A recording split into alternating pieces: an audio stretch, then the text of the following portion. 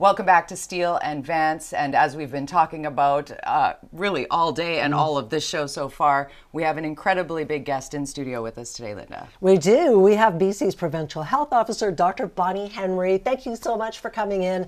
And an early Merry Christmas, Happy Holidays to you. Thank you so much for having me. Can we start with sick kids? Because that's the thing we're seeing on TV news. People are worried about their children, the flu, COVID, RSV, and what have you.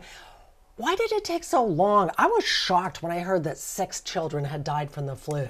And why did it take so long for that to become known? Because you would have thought that you'd be yelling that from the hilltops to get parents, get your children vaccinated.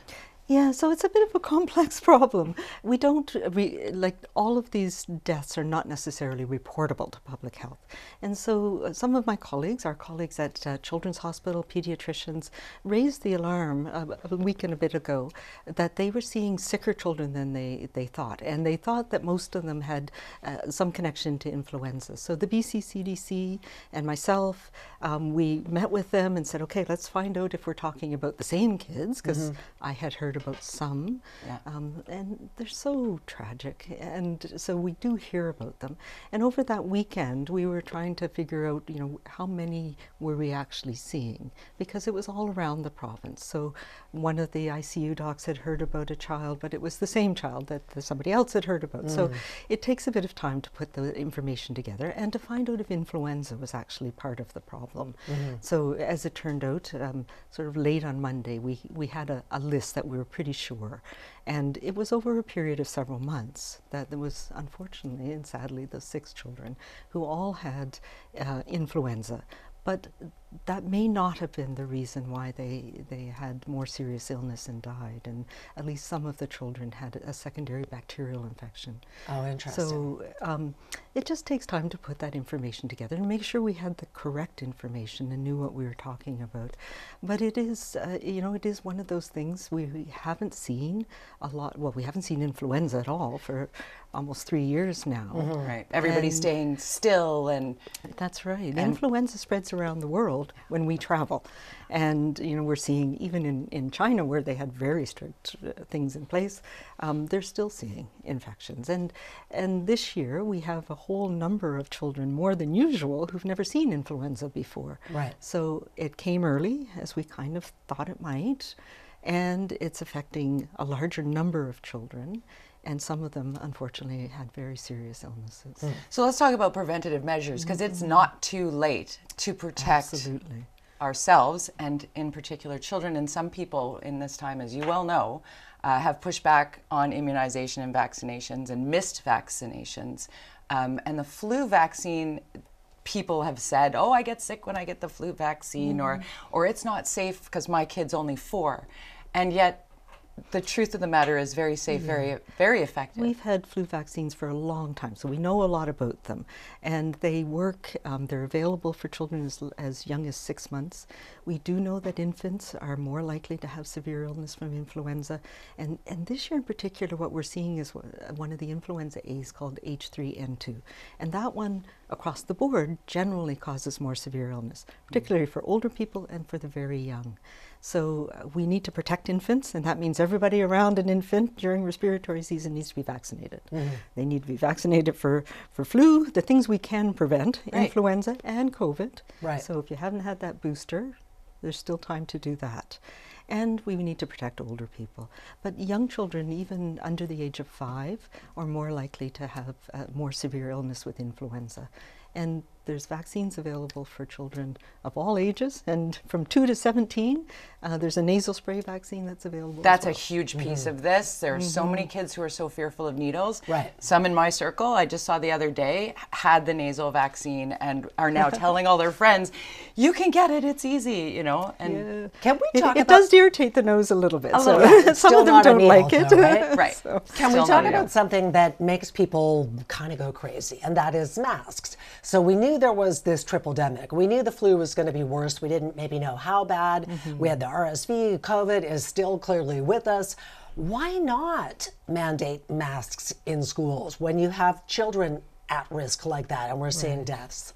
you know, where masks work best are those situations when we're together. Like influenza spreads before you recognize symptoms yourself. It spreads when you're together with people in your family. So where masks would be most effective actually is if one child is sick, everybody else mask around them, they mask. If you're unsure, if you have a bit of a scratchy throat, then wearing a mask is important. You know, mandates are a very harsh measure, and we've somehow become used to putting in an order, which is something that is a last resort for us in public health and is not something I take lightly. And it needs to be where it's necessary. And we've done that when it's necessary. Yeah. And it's not just in schools. Putting a mask mandate in schools is not going to stop the spread of influenza or Wouldn't it help? RSV. No, you know, I think putting a mask mandate in schools gives people the thought that schools are a risky place, but it's not. We have many other measures in schools, and we need to pay attention to those measures, like ventilation, like staying home when you're sick. And that's the most important thing. So mask mandates are essential in some of our healthcare settings because that's where sick people go. You can't stay home if you need health care. So it's important for us to have the mask mandates, which we do, and vaccination mandates. But schools are a setting where we know it's so important for children, more than just learning and education, but it's around socialization. It's a safe place for many children, that some children, the only safe place they have. So we need to make sure that it's as normal an environment as possible to support children. And it's not, if I believed that putting a mask mandate by itself was going to stop the spread of these viruses, then we would do it, but it's not. It has to be everything that we put together. So making sure that children, if they're sick, they're staying away from others. Wearing a mask if you have symptoms. Wearing a mask yourself if you need extra protection in certain settings. But you know, if we look at places where they have mask mandates by themselves in schools, it doesn't stop the transmission of viruses.